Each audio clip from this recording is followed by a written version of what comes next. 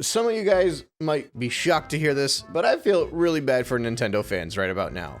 Like, you guys gotta understand where I'm coming from. I spent my entire life playing goal line defense for stuff like this. News comes out, people hate on Nintendo, you gotta push them back and you gotta defend the company because they're the best in the world. And Mario makes us happy.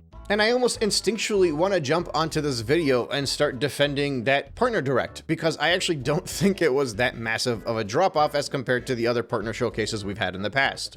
Maybe if I was actually interested, I'd have liked to see more Sonic stuff. It would have been cool to get another crossover type game like Mario and Rabbids. Realistically speaking, I probably would have bought Dragon Ball Z. I'm not huge into JRPGs by any means, nor do I like the Warriors games, but Hyrule Warriors and Monster Hunter look cool. And then, we got the sports titles. That NBA Jam knockoff looked cool, but I think it's like $50, if not more. So it's realistically not worth anybody's money at this point. And then you got FIFA, which looks underwhelming. Like, it doesn't look like it's the proper next-gen experience. But again, this is a handheld Nintendo console. You have ports of old games. They're probably going to be very expensive. It's a handheld Nintendo console. Everything about this partner showcase went about exactly like I predicted. Game key cards, check. Flooded with weaker Switch 1 games that people don't really need a Switch 2 for, and it's not going to have any benefit to play on the Switch 2. Check. And then overpriced and underwhelming ports of massive games from other consoles. All of this checks out exactly what you would expect from a Nintendo Partner Showcase Direct. But that's actually the issue here. Like, look, when the Switch 1 launched, there was just as much pushback during Directs following the launch of the Switch. People were laughing at the Switch because in their minds, they were the PlayStation guys, they were the Xbox guys. There was a lot more console war, I would say, 8 years ago than there is right now. But the Switch 1 was bulletproof, and the reason for that is, number one, it was Nintendo's next handheld device. They're coming off of the 3DS, so they're getting that market. Number two, they blew us away with the innovation. The fact that you had a home console and a portable console, 2-in-1. It's amazing. When it was announced, it was amazing. This meant that you were going to be getting high-end games on a portable console, something that was unheard of at the time. Number three, the Switch launched with Breath of the Wild, which is actually a game that people cannot miss out on playing on. That was a discussion. There were 40-year-olds that hadn't bought a Nintendo console in 15 years that were like, oh, this Zelda game looks amazing, I have to go buy this thing. Donkey Kong Bonanza, for as great of a game as it probably is, it does not live up to the hype that was set by Breath of the Wild. And then, of course, you throw in Mario Kart, plus you can take off your controllers and play with them sideways before people realize that that was the worst way to experience the Switch. There was just so much drawing people into this device that worked in Nintendo's favor, so even if people were criticizing the Switch, it wasn't going to get them anywhere. And the Switch was very easy to criticize because it was coming off of the back of the Wii U when everybody was convinced that Nintendo was going to be going third party. But the Switch just needed to be there. It just needed to be in somebody's hands. They just had to get a hold of it, they just had to play it, and with their experience, they were being blown away. The issue with making a Switch 2 the exact same as the Switch 1 is that the novelty has worn off. And not only that, coming off of the back of a successful console is so much harder to build off of because people's expectations are much higher. When they first announced the specs for the Nintendo Switch 2 and people realized it wasn't going to actually be a portable PS5, I remember that was my first sign of light where I was like, this actually feels like a sad Nintendo console. It deserves defense. People are going to criticize it the way they criticize the other consoles of the industry. I think even in my video about the Switch 2, I was making points like that. I was saying, this actually feels exactly like a Nintendo console now. And then since the launch of the console, we've seen the news go up and down, right? We've seen the people talk about Mario Kart World, and then it dies, and then it's fixed, but it's a crappy fix. DK Bonanza comes out. It's a 10 out of 10 game, but for some reason the entire world's like, this thing is underperforming in certain parts, and that's unacceptable for 2025. And then you get direct rumors and trailers, and a lot of times people are just kind of like, was this really necessary? I have hype for this console, and you're not delivering on it. This is all exactly how it went with the Nintendo Switch. And this will reassure a lot of Nintendo fans. They're gonna see all of the reactions for this Direct and for the various news that has been going out over the past few weeks. And man, I'm not even talking about console bans and bricks and lawsuits against Palworld and all that stuff. Like, I'm putting that to the side for the sake of this discussion. But Nintendo fans will see this negativity and they'll feel reassured because they'll be like, we've been here before, it'll be easy to move past. The problem is what Nintendo fans are not realizing is that a large portion of the population that is being critical against the Switch 2 owned a Nintendo Switch 1. The people that were being critical against the Nintendo Switch 1 were not the Wii U owners. Those guys bought in right away. Obviously not everybody, but I would imagine a large portion of them did. So what's happening now is you have people that have been there, have done that, were disappointed by it, and are refusing to go through it again. Whereas with the Switch, they were critical and they were complaining, but then everybody kept buying it and saying how awesome it was, so the sale numbers continued to increase week by week. And as soon as that thing would hit the shelves, it would get sold very quickly. It has been a solid week right now of the Nintendo Switch 2s being available on all major retailers online if you click on shipping. And that's only in the United States of America. All around Europe, it's been available for even longer than that. In Canada, it's been available for even longer than that. And the only place that it's actually selling out in is in Japan. Now, Japan's weekly sales came out today. And once again, those numbers dropped down below 100,000. And if you look at the patterns, the week before Bonanza came out, there were fewer Switches sold. And I told you guys, Nintendo was withholding stock in order to release more in the following week when Bonanza comes out, because that'll give it the little bump that people can talk about how great Bonanza is. And that bump wasn't high enough to compensate for how low the drop-off was, because in the following week, once again, it drops back down to just around 90K. And not just that, Bonanza, which already did not have that great of a launch in comparison to what Breath of the Wild was able to pull off in Japan, and especially in comparison to what Mario Odyssey was able to pull off in Japan when it launched. And I know a lot of you guys didn't watch my video all the way through last week, but when I said that Odyssey performed better, the only thing many people were hyper focused on was the fact that Odyssey came out like, 7 months after the Switch launched, whereas Bonanza came out in month 2. But when Odyssey came out, there were 2 million Switch 2 units circulating in Japan. And when Bonanza came out, it was roughly at the same number. It wasn't that much lower,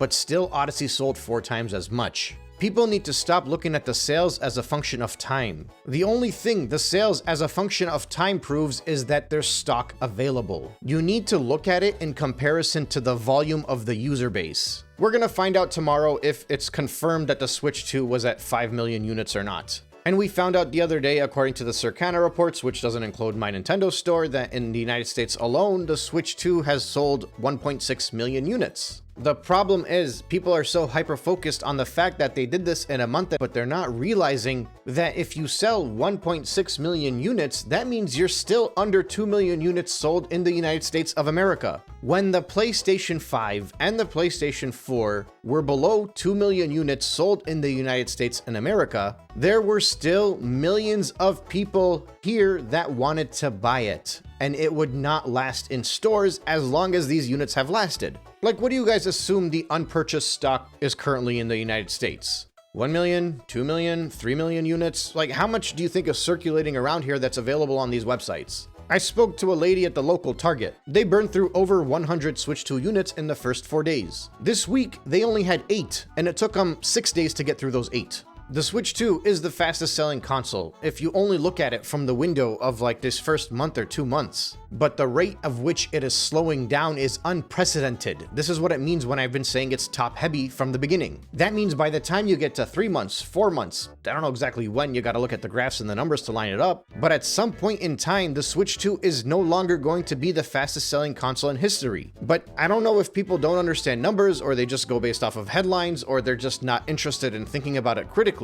At some point, if the Switch 2 continues at the rate of which it's going, very soon, you're no longer going to be able to call it the fastest selling console in history. And this has been something that's been very clear to me since the day that the pre-orders went up, because within a few hours, people were still able to get a hold of this thing. And then when the console launched, it took days for it to sell out. And then when the scalpers started selling it, they weren't making that much money off of it. These are all patterns that I have been banging into your heads over and over again. Remember, when the Switch 2 launched, it was double the sales of the Switch 1 in America. By the time we got to the 1 month mark, it was only at 1.5 or 1.6 times as many units sold. That means that the Switch 1 sales are increasing at a faster rate than the Switch 2 sales, which means eventually those lines diverge and the Switch 1 surpasses it. This is why I kept saying if you stockpile and you delay the launch of the Nintendo Switch 2, it's going to make the numbers look better. Because the reality is, if you had released it 3 months earlier with the stock that you had available at the time, by the time you hit June 10th, you would still be at that 3.5 million mark. The only thing you did was withhold the chance for the enthusiasts to get a hold of it 3 months earlier. You're still at the same amount of sales that you would have been at. Going into the Christmas season, the Nintendo Switch 1, as of September 30th, 2017, was at 7.63 million units sold. By December 31st, 2017, it had doubled that. The Switch 2 is very likely going to be at roughly that same number going into the holiday season. And then realistically, it's not going to double that number. And then people that don't think critically about it are going to be like, well, yeah, the Switch 1 was at 9 months and the Switch 2 was at 6 months. But that's the wrong way to think about it. You think about it based off of the units that were sold already and the units that are available to buy. Remember, the Switch 1 did not have a week where they were in stock this readily available like the Switch 2 was, especially this early in the launch.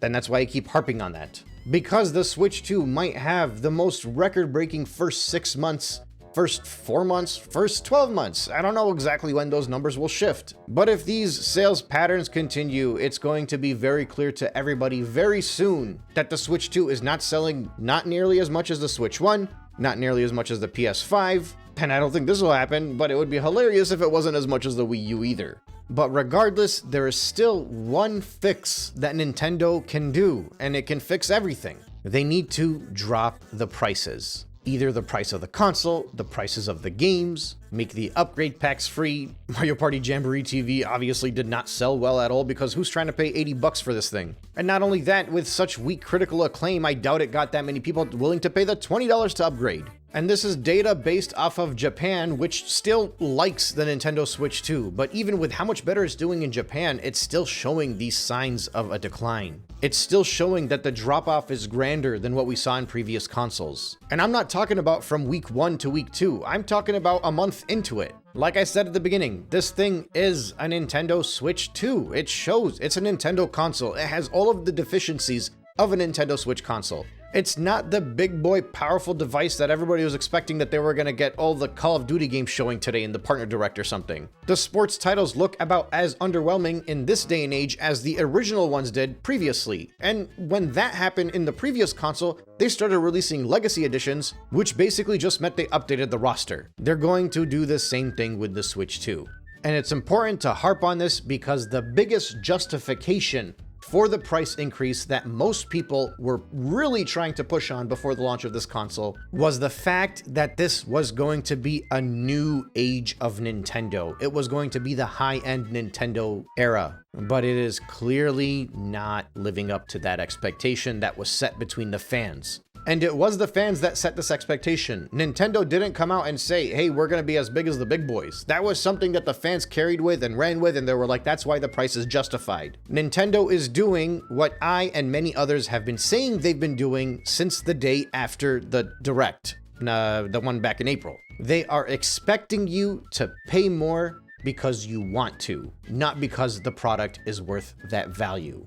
I spoke a lot yesterday in my video about how they started to backtrack on a lot of decisions. Let me add another one to the list for you. They now allow screenshots in their Today app. Yeah, they blocked people out of making screenshots in their Today app because they wanted their news to be exclusive. They hit people online with DMCAs if they were to screen record specific videos and post them on Twitter. Now, I don't know if Nintendo realizes they did this with today's update. I actually went and downloaded the app to check if it was true, and sure enough, I was able to screen record and screenshot, which I wasn't able to do before. The only exception, weirdly enough, was that I couldn't screenshot or screen record the Drag and Drive overview trailer, but all of the other videos in there, I was able to screenshot, I was able to screen record, something that I wasn't able to do do before. And again, if this was intentional on Nintendo's end, this is just another clear sign of them backpedaling on their decision based off of them realizing that people don't like it. They thought they could force people to download this Today app and keep up to date with every little bit of news that they're putting on there, and they're realizing how stupid that plan was, because they thought they were bigger than they were. They thought that anybody that was on Twitter and YouTube would be like, oh yeah, I'll get the Nintendo Today app and I'll find all my videos and stuff on there. But clearly this tiny little test period has proved otherwise. They've realized they're better off letting their media go elsewhere.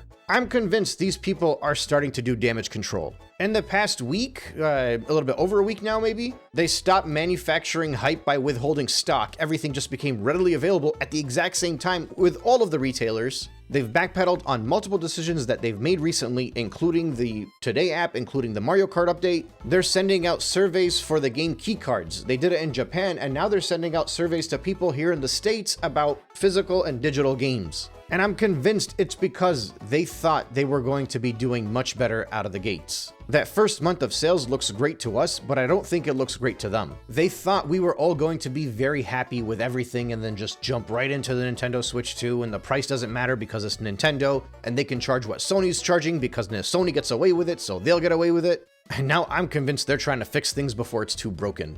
We might not get a price drop, not yet anyway, but up until this holiday, there's a very good chance that there's going to be some massive bundle. Some huge like Black Friday sale or holiday Christmas special. Enough to make Nintendo fans be like, yeah, it's just Nintendo being nice, it's the holiday, what's the big deal, they've offered bundles before. But also a good enough deal that might incentivize the naysayers to jump in. Or, you know, as per usual, I could be completely wrong, and nobody's listening, and the Switch 2 surpasses the entirety of the Wii U's lifespan by the end of the second month, like so many people expected that it would prior to the launch of the Switch 2. We'll see how this all plays out. I'll be back tomorrow when we get the official number for the sales. It's probably gonna be 5 million. That seems to be what all of the signs are pointing towards. I'm more interested in figuring out what the breakdown is based off of how many sales were sold in each location. So no matter what the number is, expect a lot of headlines talking about how it's the fastest selling console in history because they're gonna go back to that first month yet again because that's the only thing that Switch 2 fans can talk about. But I'll be here to break it down further for everybody, even if it means that it looks worse for somebody who's against the Switch 2. As I've shown in the past, even when the Switch 2 is doing great, I will still make a video with my foot in my mouth about those sales numbers, regardless.